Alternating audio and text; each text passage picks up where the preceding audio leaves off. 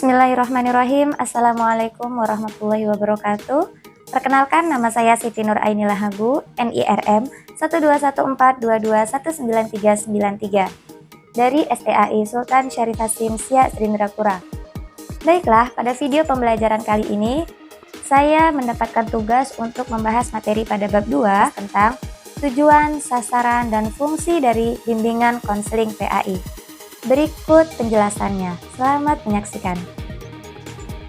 Baiklah, pada pembahasan pertama kali ini kita akan membahas tentang tujuan dari bimbingan konseling PAI. Menurut Zaidi, ada 3 aspek yang menjadi tujuan dari bimbingan konseling PAI. Yang pertama itu adalah tujuan bimbingan konseling PAI pribadi sosial konseling. Di sini maksudnya dia harus bisa memiliki komitmen atau bertujuan memiliki komitmen terhadap pengamatan nilai-nilai iman dan takwa, seperti kehidupan pribadi, keluarga, dan lingkungannya. Kemudian dia bertujuan untuk toleransi antar umat beragama, harus bisa berinteraksi dalam lingkungan sosial yang baik, sehingga bisa mengambil suatu keputusan secara efektif bila dihadapkan pada satu persoalan. Yang kedua, tujuan bimbingan konseling pada aspek akademik. Di sini harus memiliki bakat, harus mengetahui berkat ataupun potensi yang ada dalam dirinya sehingga dia bisa menghadapi segala persoalan yang ada.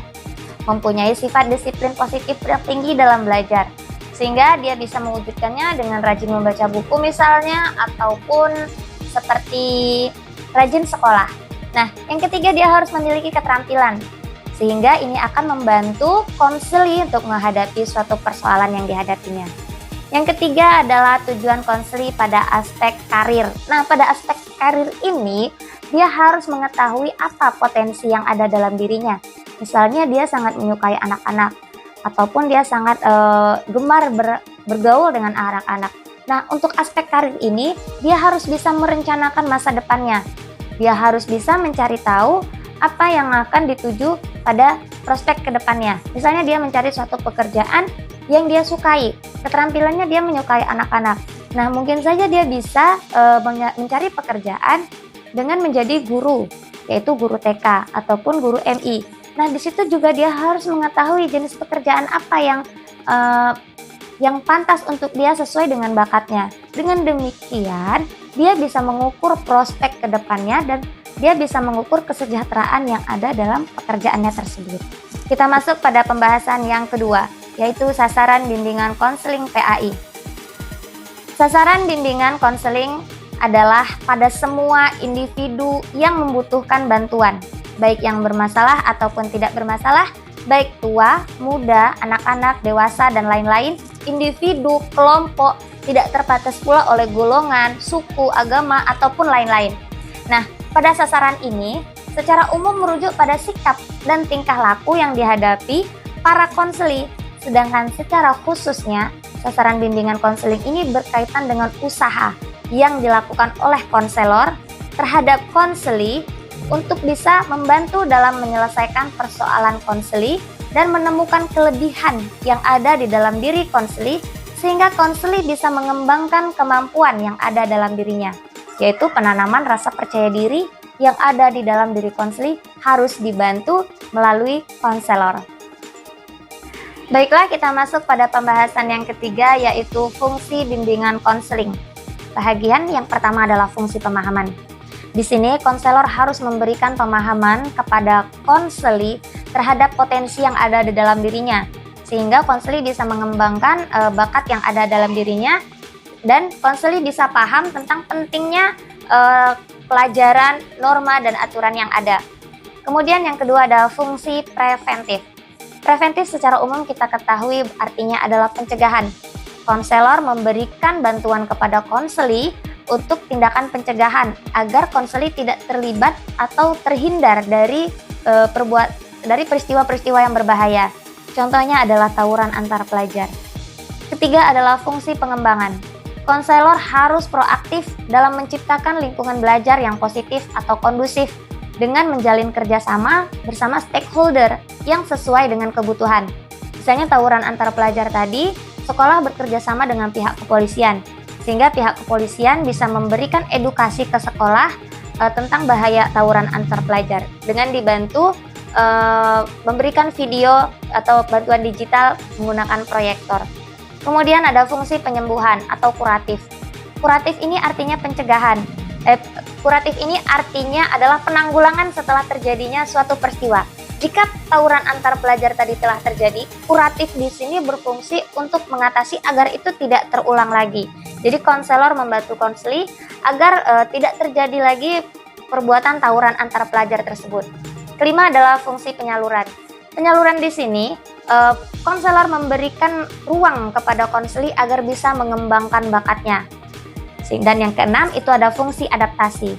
Adaptasi ini memberikan ruang kepada konseli untuk bisa mengembangkan bakatnya sehingga dia terbiasa menjalankan kegiatan dia yang baru dan dia terlupakan oleh tawuran antara pelajar tersebut. Misalnya dia bisa bakat dalam kaligrafi, jadi dia bisa mengikuti kegiatan kaligrafi yang dia sukai sehingga dia bisa melupakan kejadian yang tidak layak untuknya seperti tawuran antar pelajar tersebut.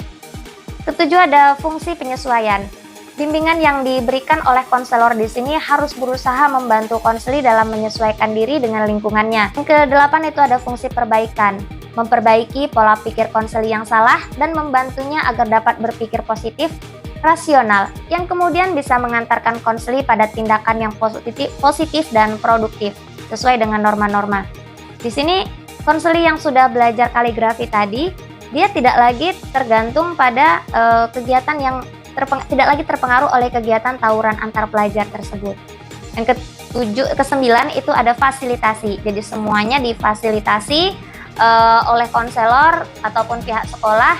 Jadi misalnya dia lomba kaligrafi itu diikutkan. Jadi dia terbiasa mengikuti kegiatan-kegiatan baru dan melupakan hal-hal yang buruk tadi seperti yang berbahaya tawuran antar pelajar tadi.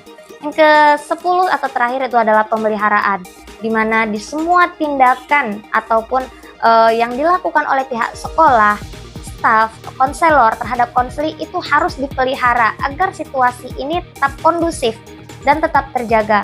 Dan konseli bisa tidak lagi terikut ataupun terpengaruh oleh tawuran antar pelajar tersebut dan dia bisa mengembangkan potensi yang ada di dalam dirinya seperti yang ada di kaligrafi tadi. Nah, contohnya mungkin bisa saya sampaikan bahwasanya seperti ada kegiatan muatan lokal di sekolah. Nah, muatan lokal itu bisa memberikan pelajaran ataupun edukasi kepada konseli tentang bahaya tawuran antar pelajar ataupun kegiatan-kegiatan yang berdampak buruk pada konseli, sehingga konseli akan tumbuh dan terarah dalam mengembangkan bakat yang ada dalam dirinya sehingga sama sekali akan terhindar dari pengaruh-pengaruh negatif yang berbahaya.